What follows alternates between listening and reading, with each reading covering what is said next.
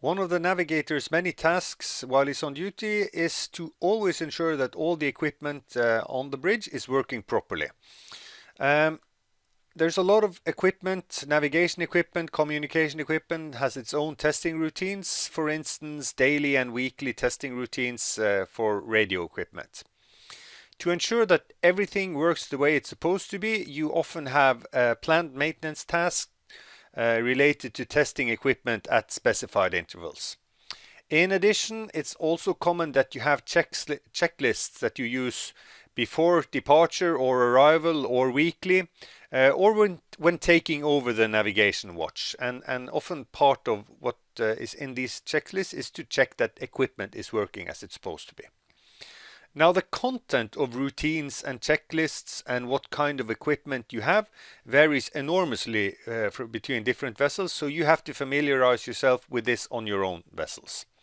And for critical equipment, test routines may be stipulated in regulations, as we will see here. This is from the regulations on navigation equipment, where it specifies that steering gear specifies intervals for testing and drills regarding to steering and emergency steering. So this is a requirement by regulation that you have to adhere to. An example of an arrival checklist: engine tested ahead and astern before arrival, mooring lines ready, communication with the port, deck lights if needed, the crew ready, engineer informed, engine ready for maneuver, walkie-talkies or UHFs ready for on-deck communication, mooring winches, gangway. There may be many more points depending on the vessels, but it's very common that you have a checklist more or less like this. Now, bridge watchkeeping, what is that? The collision regulations tell us a lot about how we should maneuver in relation to other vessels and specify many requirements for how to keep a bridge watch. But the regulations on watchkeeping gives us guidelines on how the bridge watch is assembled, what kind of tasks it should perform, and how they should be performed. And as a navigator on Norwegian vessels, you need to have a good knowledge of the content of these regulations. The captain and the shipping company, they are responsible for ensuring that the regulations on watchkeeping are followed, whereas the captain has the final word there. Now, the bridge watch functions, they comprise the following: navigation, maneuvering, communication, steering, and lookout. Navigation we'll have a closer look at. Maneuvering means maneuvering the ship in enclosed spaces, turning it around, going ahead and astern. Communication is both internal and external communication. Steering is 99% of the time done by an autopilot, but in certain occasions you also need to have manual steering, and lookout is just that. The captain or the officer on watch or duty officer is responsible for navigation, maneuvering, and communication. And under certain conditions, the duty officer may also be responsible for lookout and steering. We'll have a closer look at that later. Composition of the watch team. When the captain decides how to put together the bridge watchkeeping team, he must, among other things, take into account the fact that the bridge should never be left unattended while you're underway. He should take into account the weather, visibility conditions. Is it daylight? Is it darkness? He should think about the proximity to navigation hazards, the density of traffic in the area, any errors or defects in the navigation equipment. If you have an autopilot or not, obviously. If you don't have an autopilot, you absolutely need someone to steer the ship all the time. And the bridge watchkeeping team may consist of a captain and or an officer, duty officer, as well as one or more lookouts and a helmsman. The next image here, this is a densely populated bridge on board a US Navy vessel. Lots of people with separate tasks, and in such cases it's very important that you have clear responsibilities and very good communication to avoid misunderstanding. And this is known as bridge resource management, making sure that you get the best out of all the people whose work is on the bridge. Navigation, and the basics there is that the voyage must be planned before departure. During the voyage, your position, your course and speed should be checked frequently to ensure that you follow the planned route. And the duty officer must be able to use, and he also has to use it, all the available equipment on the bridge, as well as all safety equipment on the vessel. The duty officer shall not be required to perform tasks that conflict with the safe navigation of the ship. So when you're navigating, that is your primary duty. The duty officer shall not leave the bridge until he has been properly relieved. And properly relieved means that you have been relieved by a qualified individual who is sober, who is awake, who is in all regards able to take over the bridge watch. Even if the captain is present on the bridge, the duty officer remains in command of the ship until the captain clearly states that he takes over command of the vessel. The fact that the captain comes up on the bridge and has a look around does not mean that he takes over responsibility. He has to state that very clearly.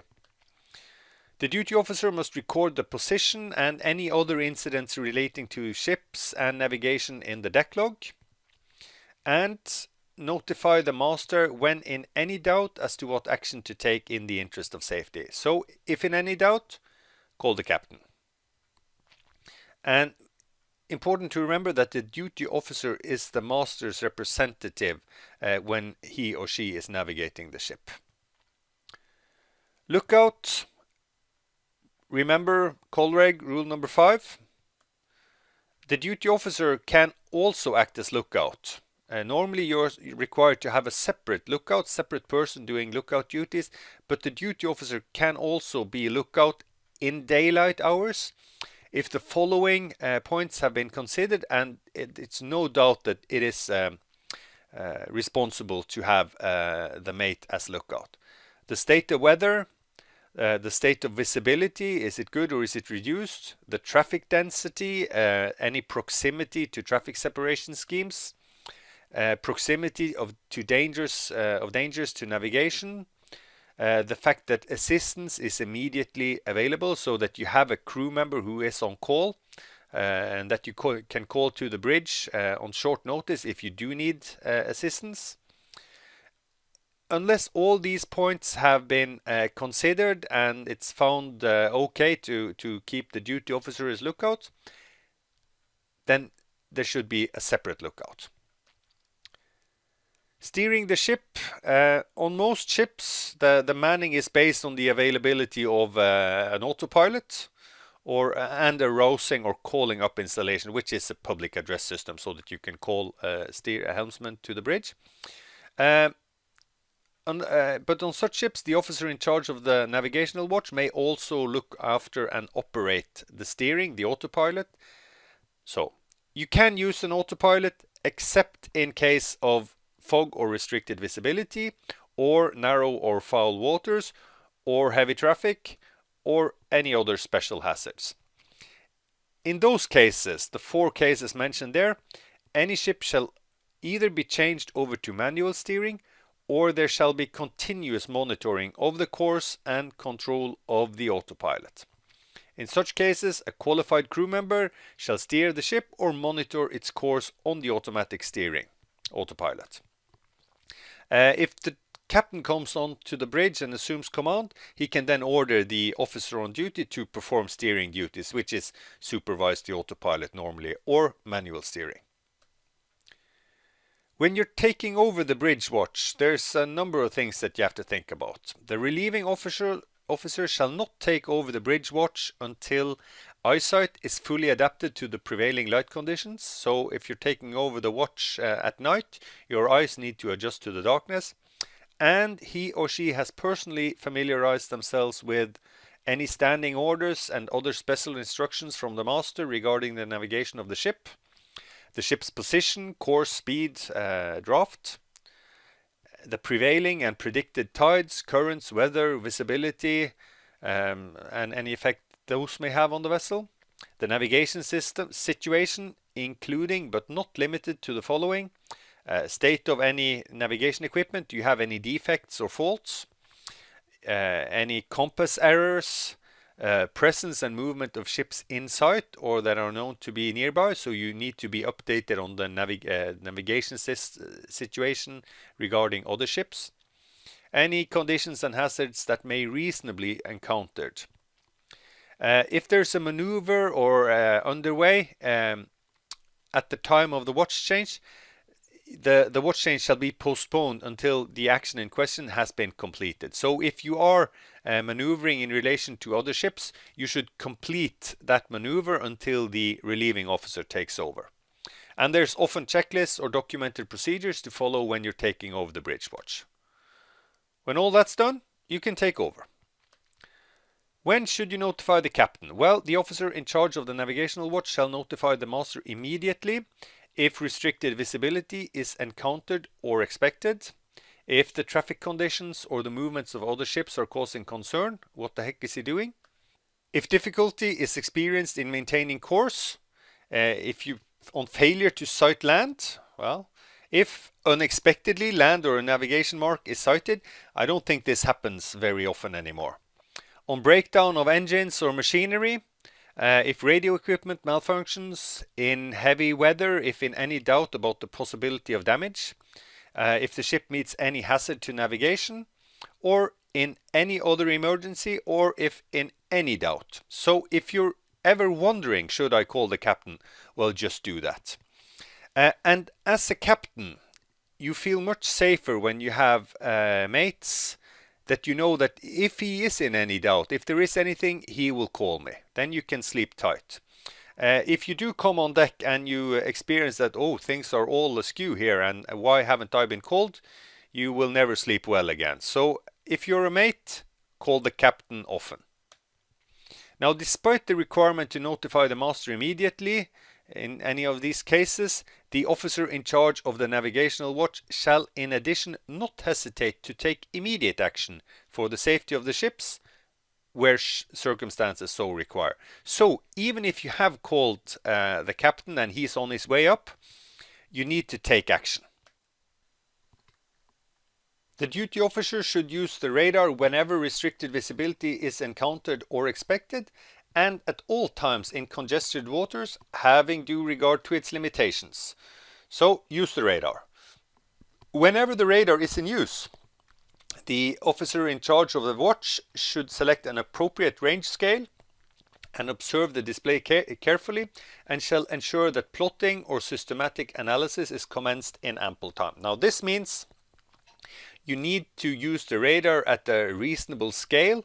You need to plot vessels and observe them systematically in good time. And you should ensure that range scale, so the radar range, is changed at sufficiently frequent intervals so that echoes are detected as early as possible. So if you normally keep the radar at, let's say, 1.5 or 3 mile range, you should also at intervals go up to maybe 6 or 12 miles range, depending on the waters, to see if there are vessels further out that you need to be aware of, and so that you can detect them as early as possible. Keep in mind that small or poor echoes may escape detection, especially if there's heavy sea or precipitation. And in clear weather, whenever possible, the officer in charge of the navigational watch shall carry out radar practice. Now, a good rule here is that you should always use the radar so that you familiarize yourself properly with all functions and you know how to adjust the radar for an optimal image so that you can use it effectively, especially when visibility is restricted.